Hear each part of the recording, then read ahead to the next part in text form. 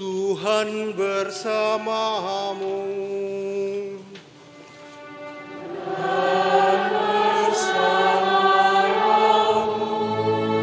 Inilah Injil suci menurut Yohanes.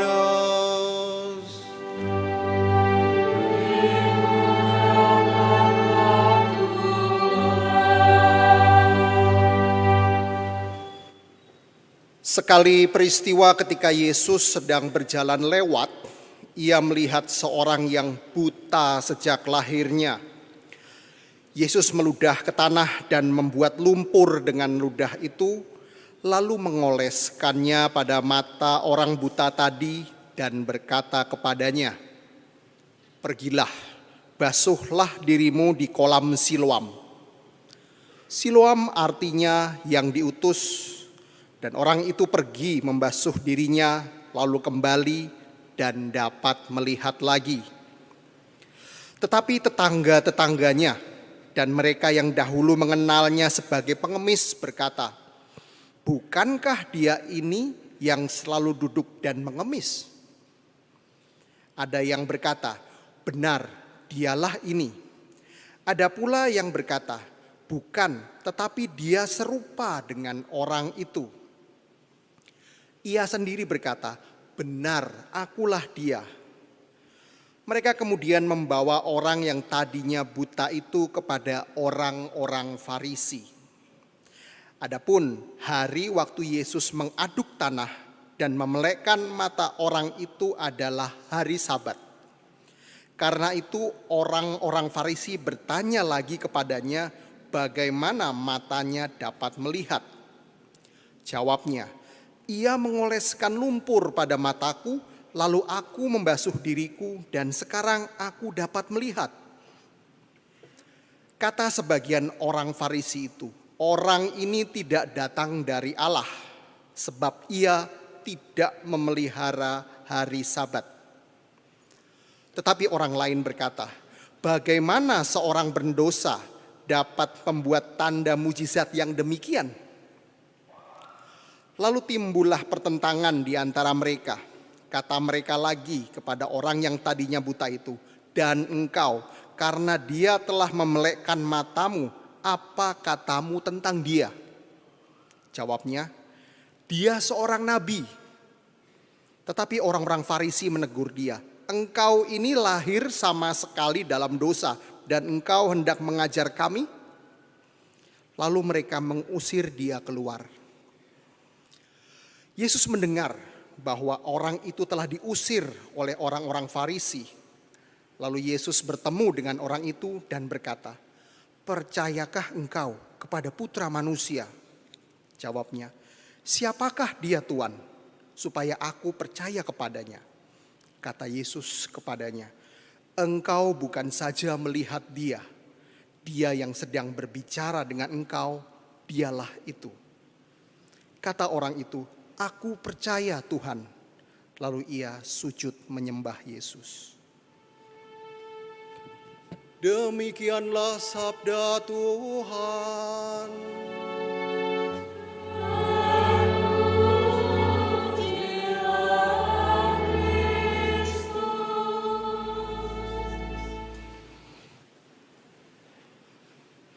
Romo Fajar, Bapak Ibu, saudara-saudari, rekan-rekan muda, umat paroki Kota Baru, selamat sore berkah dalem. Perkenalkan, nama saya Frater Andre.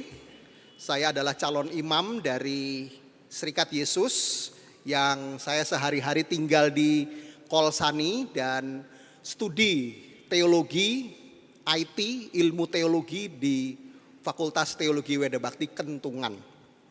Salam kenal Bapak Ibu, salam sehat. Senang sekali bisa berbagi refleksi tentang bacaan-bacaan yang menarik pada hari ini. Romo, Bapak Ibu, saudara-saudari, bacaan-bacaan yang kita dengar pada hari ini mengingatkan saya pada sebuah lagu yang tengah populer, lagu dangdut koplo yang tengah populer belakangan ini, yang tengah viral belakangan ini. Karena saya suaranya pas-pasan dan saya nggak tega membiarkan Bapak Ibu mendengarkan suara saya yang pas-pasan ini, maka saya akan membacakan saja liriknya. Nanti silakan tebak judul lagunya apa. Pasti tahu. Demikian liriknya. Mungkin aku terlalu cinta, aku terlalu sayang nganti, bahasa Jawa, rakroso dilarani. Pancen ku akui ku salah, terlalu percaya mergo mung nyawang rupo. Nah, ada yang tahu lirik lagu apa? Yang tahu nanti dapat sepeda dari Romo Fajar. Oke. Judul lagunya adalah Rungkat. Ini tengah populer. Nanti kalau Bapak Ibu yang sudah senior ini nggak tahu lagunya, nanti bilang sama anaknya, bilang, "Le, aku setel ke rungkat le," gitu. Pasti di setel ke. Rungkat sendiri artinya kacau, hancur, lebur, ambyar, runtuh. Lagu dangdut koplo ini dipopulerkan oleh Happy Asmara, penyanyi dangdut yang tengah naik daun. Daun apa saya tidak tahu. Intinya lagu ini berkisah tentang kegagalan percintaan karena salah satu pihak itu hanya melihat kecantikan atau ketampanannya semata. Ia terhipnotis oleh wajah yang rupawan sehingga, ini lanjutan liriknya ya, entek-entekan, kelangan koe sing paling tak sayang. Nah ini mirisnya lagi. Bondoku melayang, tego tenan, tangis-tangisan. Jadi mencintai sampai lupa, punya harta, dikasih begitu saja. Miris dan kasihan sekali, kisah yang berakhir dengan tangisan. Bapak Ibu, Romo dan saudara-saudari, bukan yang dilihat manusia, dilihat Allah. Manusia melihat apa yang di depan mata, tetapi Tuhan melihat hati. Bahasa Jawanya, saya sekalian belajar bahasa Jawa ya. Menungso mung nyawang marang kang kasat mripat, nanging Gusti mirsani isining ati.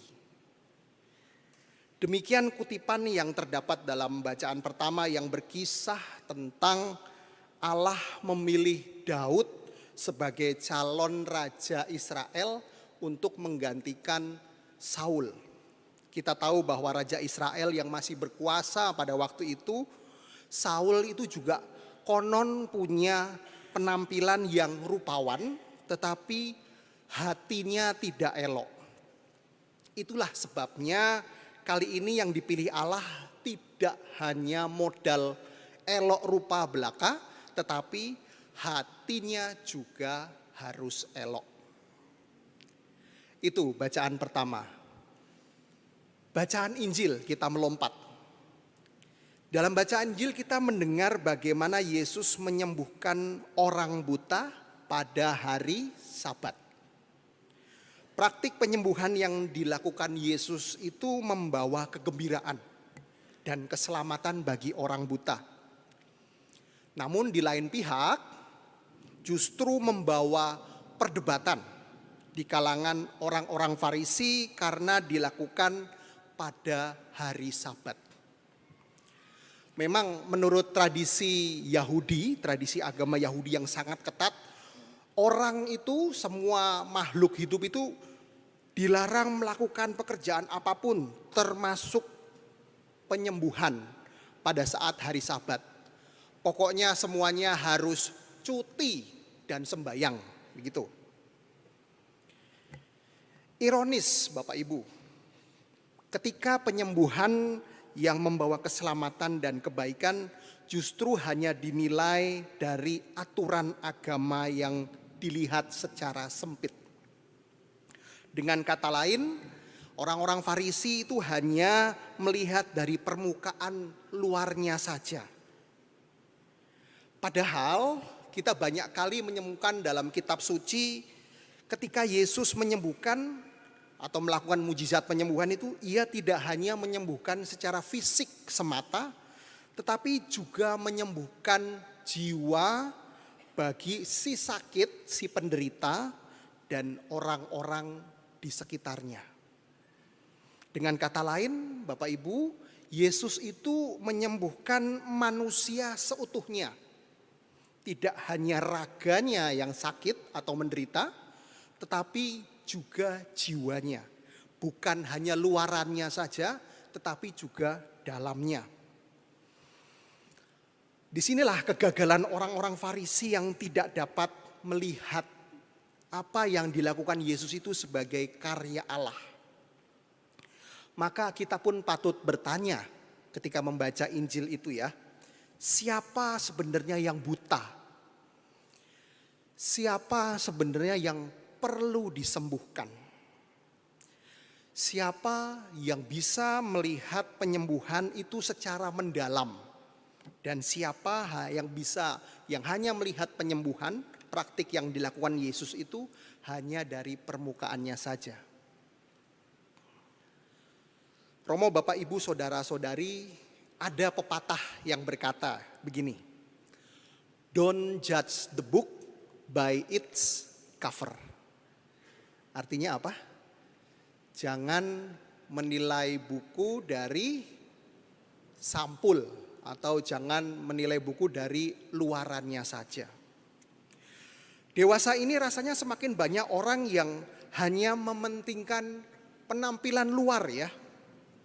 Wajahnya, bajunya, pendidikan, followersnya di media sosial. Bahkan dengan adanya filter itu ya, filter-filter di media sosial itu kayaknya orang itu ragu atau bahkan takut untuk menyajikan atau memunculkan wajah asli gitu ya. Wajah saya yang pas-pasan ini bisa diganti dengan filter sehingga menjadi wajah artis Korea, itu juga bisa. Jadi orang lebih menampilkan siapa yang bukan dirinya, padahal itu dirinya. Orang takut atau ragu untuk masuk ke kedalaman. Dan mungkin juga kita itu tanpa sadar cenderung menghakimi orang berdasarkan penampilan luarnya. Hanya melihat penampilan luarnya saja. Misalnya kalau ngomongnya bahasa Inggris terus, wah bahasa Inggris itu kayaknya cas-cisus gitu. Kelihatannya orang pinter gitu ya. Tapi ya belum tentu juga gitu. Bawaannya mobil bagus, bawa barang-barangnya mewah-mewah. Wah ini orang kaya nih. Padahal belum tentu juga itu kekayaan dapat dengan semestinya begitu. Bapak, Ibu, Saudara-saudari, Romo, saya melihat bahwa bacaan-bacaan hari ini membawa kita pada sebuah kata yaitu kemendalaman. Dan berbicara tentang kemendalaman bukan sesuatu yang hanya di permukaan. Saya jadi ingat tentang pesan Paus Fransiskus di awal masa Prapaskah kita. Paus Fransiskus mengingatkan kita supaya kita memperdalam pengetahuan kita tentang Allah. Kita diundang untuk memahami dengan sungguh dan merangkul misteri keselamatannya yang dicapai dalam penyerahan diri seutuhnya, dan itu semua diilhami oleh kasih Allah itu sendiri. Bagaimana caranya? Paus memberikan 2 tips. Tips yang pertama adalah kita itu harus berani untuk lepas dari keadaan yang biasa-biasa saja. Dan tips yang kedua, Paus itu menyarankan kita supaya lebih rendah hati, tidak sombong. Kita perlu lebih rendah hati untuk bisa mendalami misteri Allah yang akan kita rayakan pada Paskah nanti. Minggu ini kita sudah memasuki minggu Prapaskah keempat. Sudah separuh jalan. Romo tadi menggunakan kasula berwarna pink. Itu bukan berarti habis nonton konsernya Blackpink ya. Tetapi karena memang sudah minggu Gaudete, sebentar lagi Paskah, maka kita harus bergembira gitu ya. Dan melalui bacaan hari ini gereja mengajak kita untuk merenungkan pertobatan secara lebih mendalam dan bukan hanya luarannya saja. Ini sudah separuh jalan dan biasanya separuh jalan itu kita leren sejenak, ngecek dulu apa yang aku lakukan selama ini sudah benar atau belum. Nah, dalam masa pertobatannya, dalam masa yang separuh jalan ini, maka kita patut bertanya, apa artinya pertobatan yang mendalam itu? Dalam kesempatan ini saya akan memberikan dua arti pertobatan yang mendalam. Yang pertama, saya rasa kita semua setuju jika pertobatan dapat kita identikan dengan kesembuhan sama seperti yang dialami si buta dalam bacaan Injil tadi. Kesembuhan yang bukan hanya luarannya saja, tetapi juga dalamnya, jiwa dan raga. Mari kita melihat sejenak bacaan kedua. Di sana ada contoh pertobatan yang mendalam. Ada sebuah kritik tentang pertobatan yang mendalam. Bacaan kedua adalah bacaan yang diambil dari surat Rasul Paulus kepada jemaat di Efesus. Surat itu isinya nasihat kepada jemaat di Efesus yang pada waktu itu sedang berada di dalam keadaan setengah-setengah, kurang mendalam dalam bertobat menjadi orang Kristen baru waktu itu. Konteksnya waktu itu mereka sudah dibaptis sebagai orang Kristen, sudah bertobat, tetapi masih sering menyembah dewa-dewi Yunani. Khususnya Dewi Artemis, dewi kesuburan Yunani pada waktu itu. Dan melalui surat itu Paulus menegur mereka yang setengah-setengah dalam beriman dan kurang mendalam. Ujilah segala sesuatu, lihat lagi supaya kamu menjadi orang yang hidup dalam terang. Maka bertobat tidak secara total itu masih dilakukan oleh orang-orang di Efesus. Sudah bertobat tetapi masih sering tengok kanan, masih sering tengok kiri, masih sering jajan kanan kiri kanan. Itu yang pertama. Yang kedua, pertobatan mendalam juga identik dengan penyesalan atas laku hidup kita yang lalu dan oleh karenanya kita ingin memperbaiki diri. Penyesalan itu ada bahasa kerennya, bahasa Latinnya. Bahasa Latinnya itu contritio. Wah, keren kan? Contritio. Bahasa Inggrisnya itu contrition, penyesalan. Artinya pertobatan yang sempurna karena rahmat kasih Allah dan karena kita merasa sudah melukai Allah sedemikian lupa dengan dosa-dosa itu. Maka kita mesal dan lewat penyesalan itu kita ingin sembuh dan ingin lahir sebagai orang-orang baru di dalam Kristus. Lawan dari contrition atau contritio itu adalah atritio. Artinya pertobatan yang kurang sempurna karena tidak disebabkan oleh kasih, tidak disebabkan oleh motivasi yang tepat. Contoh dari atritio ini adalah kita bertobat karena takut hukuman, takut neraka, takut nanti kalau mati itu aku tidak masuk surga. Atau bertobat karena memang itu aturan gereja. Disuruh romo paroki ngaku dosa sebelum Paskah atau sebelum Natal gitu. Tentu itu semua tidak salah. Tetapi rasanya kok kurang mendalam. Kurang masuk kepada motivasi yang sesungguhnya yang contritio tadi. Karena kasih Allah, Allah telah terlebih dahulu mencintai saya. Maka tanda pertobatan yang mendalam itu dapat kita temukan dalam motivasi kita dalam bertobat.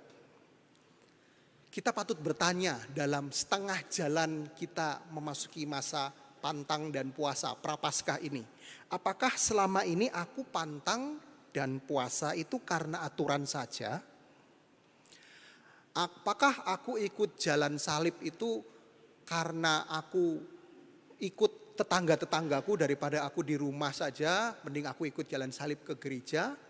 Atau karena motivasi yang lebih mulia lagi, motivasi yang lebih luhur, yaitu aku ingin mengalami sendiri Kristus yang sudah mengasihiku sampai sehabis-habisnya. Bapak Ibu, kita sudah setengah jalan. Masih ada setengah jalan lagi. 2 minggu lagi sebelum kita masuk ke Pekan Suci. Marilah kita mohon rahmat agar dalam hidup yang kadang-kadang ambyar, dalam hidup yang kadang-kadang rungkat ini, kita tetap berani untuk memilih untuk menjadi pribadi-pribadi yang mendalam. Tidak hanya berhenti pada penampilan luarnya saja, tapi berani masuk ke dalam apa yang ada di dalam sesuatu yang di depan mata kita itu. Semoga juga dalam masa Prapaskah ini kita juga disembuhkan dari kedangkalan hidup, kebutaan rohani, sehingga kita dapat berjumpa dengan Allah sendiri yang sebenarnya sudah menanti kita di dalam hati kita masing-masing. Itulah ciri orang beriman yang tidak takut untuk masuk ke kedalaman, untuk berjumpa dengan Allah sendiri. Mari kita hening sejenak. Kita renungkan setengah pertobatan kita dalam masa Prapaskah ini, dan kita mohon rahmat agar dapat menjadi orang yang lebih baik lagi.